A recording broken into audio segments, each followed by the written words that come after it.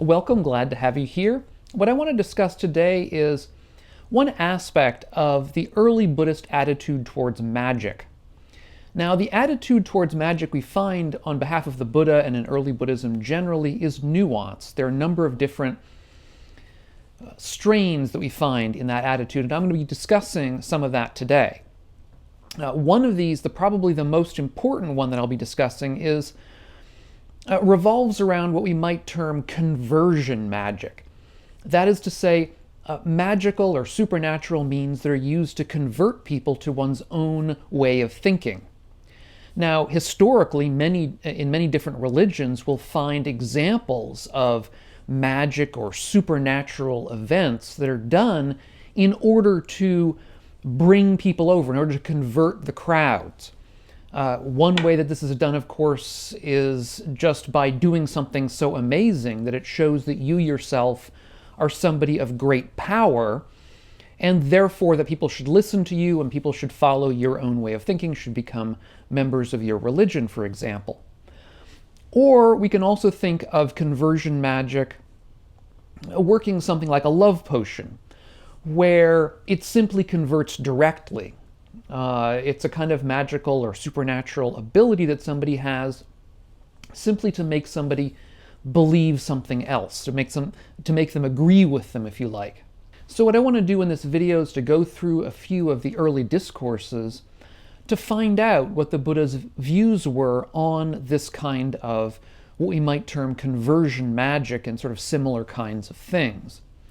And then at the end of the video, I'll turn to a couple of other suttas and examples that show a slightly different kind of opinion that we can find as well within both the early tradition and the tradition that came after the early tradition, that is to say, a slightly later tradition in Buddhism. Interestingly, for the most part, as we'll see, the Buddha had strong views against magic used in this sense, magic used to convert and similar kinds of things. And also, interestingly, it seems, at least if we read the early discourses, we find that it's claimed that a lot of the Buddha's competitors at the time accused the Buddha of using this kind of conversion magic to bring people over to his own way of thinking.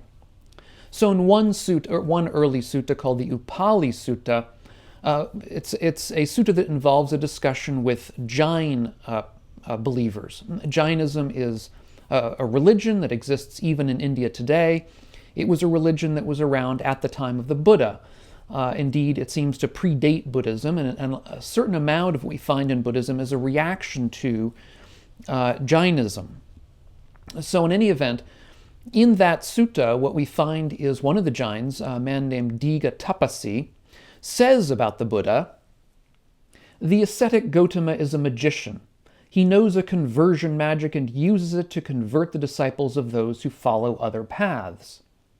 And the word here for magic is maya, which has connotations of deceit or fraud. In other words, it's not simply a sort of what we might term white magic, but it's a kind of a deceitful magic, a magic that's used to get people to believe things that you believe are false. So Digha is basically saying that the Buddha is using this kind of deceitful magic to get people to follow him. And indeed, in that sutta, one of the Jains, a man named Upayadhi, goes to the Buddha and in order to discuss things with him, debate him, and he is converted by the Buddha, and he goes back to the Jains. And at that point, the leader of the Jains, a man who the Buddhists call Niganthanataputta, apparently he is known within Jainism as Mahavira, essentially once again accuses the Buddha of having used magic in order to convert Upayadhi to his own way of thinking. And in another early sutta, the Buddha has a discussion with a man named Buddha, and there Buddha accuses the Buddha to his face of being a kind of a magician, of using conversion magic to bring people into the fold of the Buddha's beliefs, to become Buddhist, essentially. And in response, the Buddha gives Buddha a discourse very much like, indeed I think almost exactly like, the one that he gave to the Kalamas, Now, some of us will be familiar with an early discourse to the Kalamas, were a group of people who did not know about Buddhism and were new to Buddhism and were very confused about beliefs in general, and so the Buddha gave them this discourse. Well, he gave a similar discourse to Buddha. Basically, in that discourse, what he says is, don't go by tradition, don't go by, what people are saying, don't go by what seems logical to you at the time. Instead, what you should do when you're looking for the thing to believe is to find what is most skillful, what indeed brings you and those around you happiness, well-being, contentment, a good life. In other words, you're not supposed to go by authority, the authority of somebody saying, oh, this is what you should believe. And the Buddha goes on to say, well, look, if you use this process that the Buddha is suggesting to put aside tradition, to put aside authority, and simply look for what's most skillful and what the wise say is most skillful, that way will lead towards the Buddha's teaching. In other words, the Buddha is not teaching anything that's extraordinarily unusual. He's teaching things that will simply make your life better, make your life easier to live and more skillful. And with that, Buddha is, as we might not be surprised to hear, is converted, decides to become a follower of the Buddha. And indeed, Buddha says that this is lovely conversion magic. And of course, in this context, saying that this is conversion magic is basically ironic. What he's saying is it's conversion magic, whereas it's not really magic at all. It's simply being told the right way to live your life. In another early sutta, the Buddha meets with Patalya, who is the chief of a small town. And Patalya asks the Buddha if he knows magic. And the Buddha says, yes, I do know magic. And then Patalya says, then you are a magician. As if, he was sort of, aha, so you were a magician then.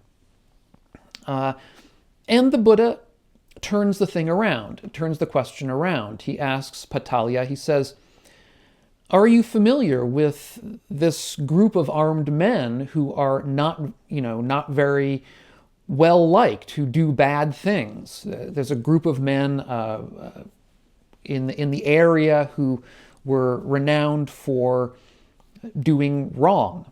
And Patalya says, yes, I'm quite familiar with them. And he says, well, does that mean that you yourself are doing bad things and doing wrong? And Patalya says, no, of course not. I know about them, but I myself am not doing the same things. And the Buddha says, in the same way, I know about magic, but I'm not a magician. That is to say, I know the processes that would, let's say, convert someone by magic or the equivalent, but I don't make use of them. In another very famous sutta called the Kevaddha Sutta, a layperson named Kevaddha goes up to the Buddha and implores him to tell his monastics, or at least one of the monastics, to go to the other lay people and perform some supernatural feat that's going to wow them. Basically, he says, look, you could have a lot more followers, Buddha, if you would just tell your monastics to go out and try to convert more people by doing magnificent sort of supernatural feats. And the Buddha, in response, tells Kevaddha, I do not teach the mendicants like this. Come now, mendicants, perform a demonstration of superhuman psychic power for the white-clothed lay people. Now, by white-clothed lay people, the Buddha means lay people who are essentially lay followers of the Buddha or other people who are perhaps interested in Buddhism. He's not going to try to make them believe more strongly, or he's not going to try to bring other people to his system by having his monastics do these kinds of feats. In response, also, the Buddha says, he talks about 3 kinds of miracle that the Buddha is familiar with. The first 2 kinds of miracle are the miracles that he gains as an enlightened person, certain kinds of miracles of knowledge and other kinds of things. But the Buddha says, if I were to make manifest these kinds of miraculous abilities in front of other people, they would essentially, they would be skeptical about them and essentially would say that I'm using some kind of sleight of hand. That is to say that the miracle that I'm performing isn't due to my own power and strength, but simply because I was able to manipulate things in a certain way to make them look as though I were. I mean, that's basically the Buddha's point in this sutta, is that it really wouldn't convince people because the skeptics would still remain skeptics. They would they would assume that it was being done by some other means. The third form of miracle, however, the Buddha talks about is the miracle of instruction. And here, once again, what the Buddha is doing, as we saw in a prior sutta, where a guy was talking about the miraculous conversion magic that the Buddha was using, when in fact the only thing that the Buddha was doing was instructing him.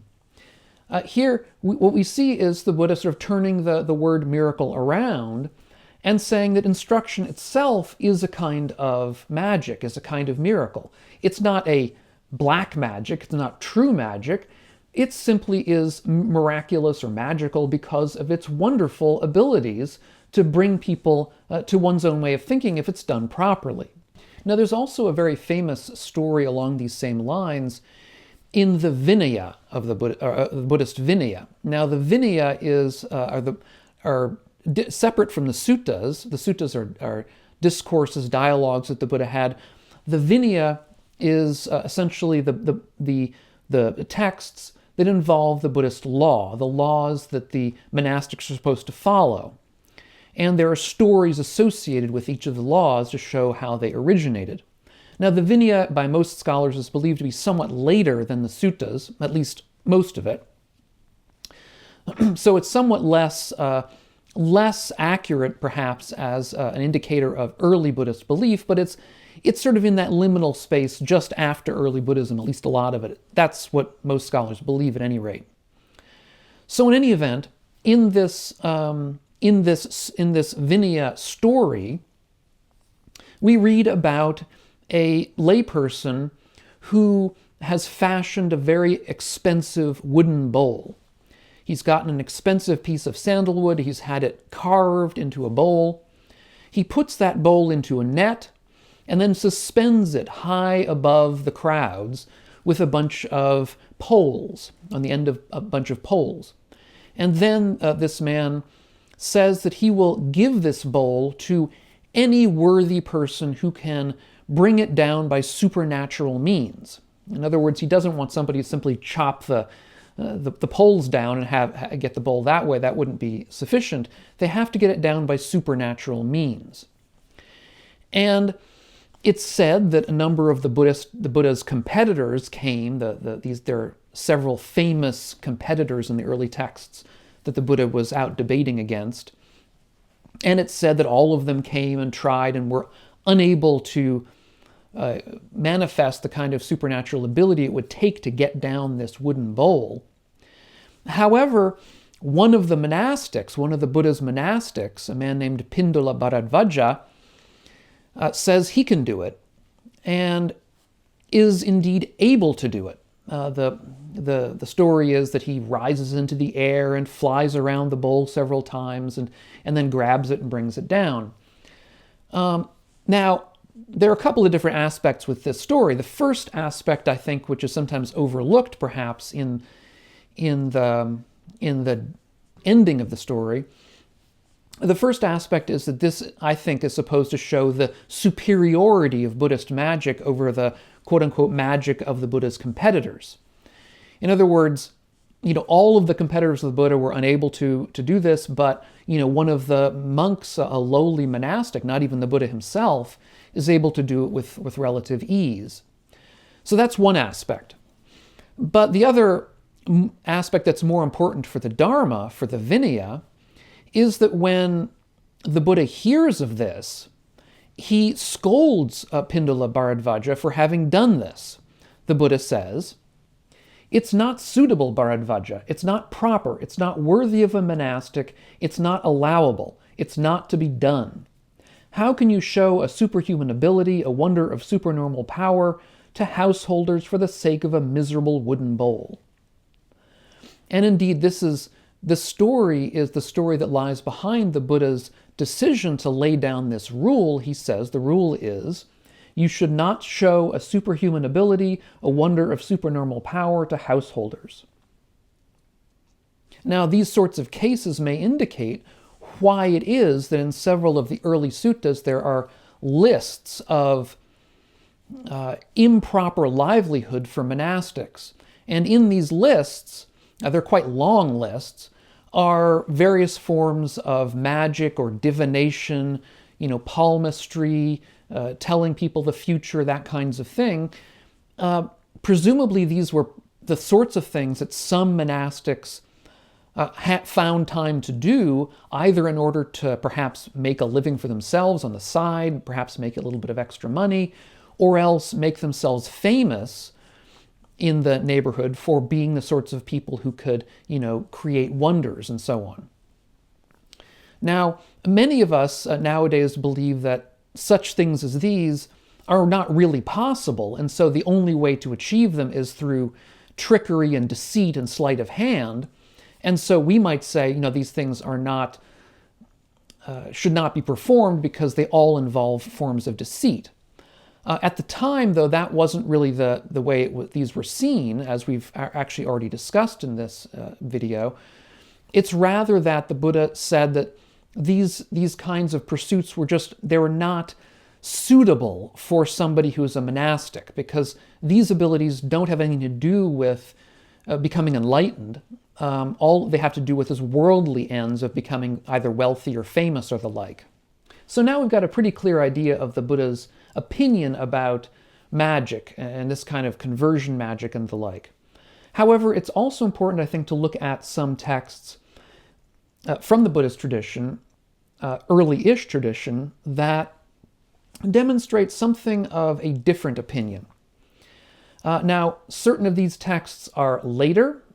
They come from what we might call a sort of a hagiographical tradition, a tradition perhaps after the Buddha's lifetime of puffing up the abilities of the Buddha and the Buddha's followers.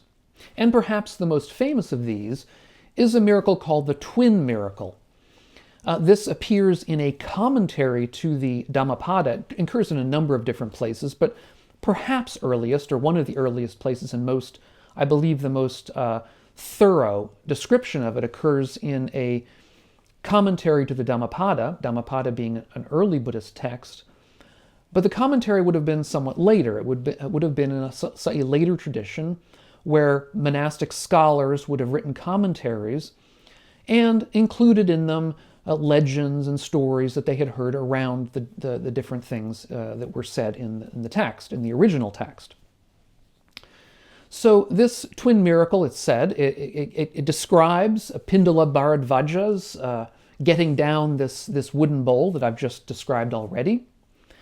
But it then goes on. It doesn't just end with the story that we read in the Vinaya.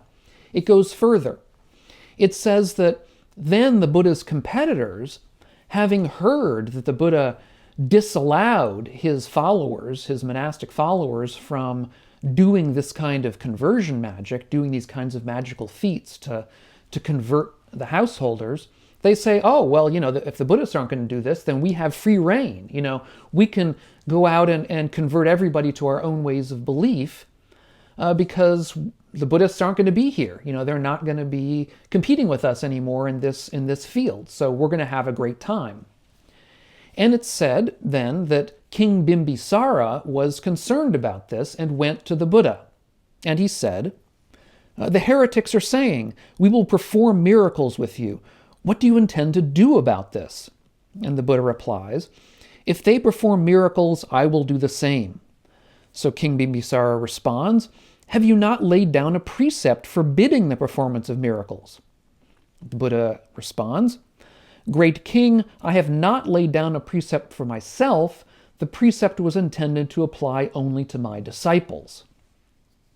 So in this story then, again, that appears in a commentary to the Dhammapada, the Buddha then goes out and does a number of different things, including this famous twin miracle, where he displays fire from part of his body and streams of water from other parts of his body at the same time. So he sort of wanders among the people, just, both in flames and with water coming out of him. And this is such an amazing miracle. It's called sort of the greatest miracle, that he can, presumably he wows a lot of people and converts them. That's the kind of that's the point of the miracle in this particular context. Now that story, I think, is pretty clearly later. It's pretty clearly a sort of hagiographical story. There are aspects of it that don't sort of seem, at least to my ears, to mesh very well with what the Buddha sounds like in the early suttas. However, there is one earlier sutta that also has similar kinds of ideas around it, similar kinds of impressions that we get of the Buddha. In this sutta, the Buddha talks about a competition that he had with Bhaka the Brahma. That is, he's one of the Brahma gods. This is a deity who lives up in the Brahma world, the Brahma heavens. And it's said that Bhaka the Brahma and the Buddha sort of got into this competition. And Bhaka said to the Buddha that he would disappear from the Buddha's sight. However, when he said this, he attempted to disappear from the Buddha, but he was unable to. So the Buddha kept seeing, he could still see Bhaka the Brahma, and the Buddha said, I can still see you, you haven't disappeared. And then the Buddha said that he could disappear from Bhaka.